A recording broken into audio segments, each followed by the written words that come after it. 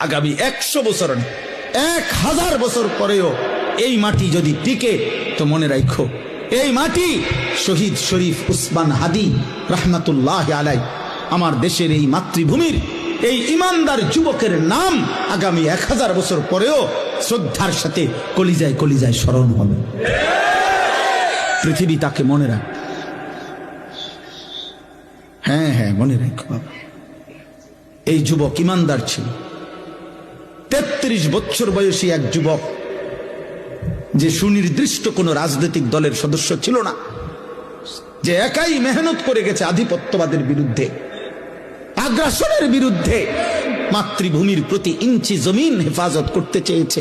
তার সামর্থ্যের সবটুকু দিয়ে সে বলেছে, সে পাক্কা নামাজি ছিল, 5 ওয়াক্ত নামাজ পড়ত, ফজরের নামাজ প্রতিদিন জামাতে পড়ত, ফজরের নামাজ ক্যাম্পেইন করত, সাথীদেরকে ফজরের নামাজের জন্য উঠাইতো, ফজরের নামাজের বন্ধুদেরকে সাথে নিয়ে এরপরে ঢাকা 8 সংসদীয় আসনে ওয়ার্কিং করত প্রতিদিন ফজরের নামাজের পরে। তুমি খবরে দেখো,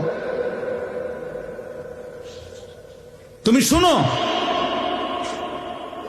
দেখো এক যুবক একই সাথে ঈমান এবং দেশপ্রেম দুইটাই তার মধ্যে সমান তালে ছিল।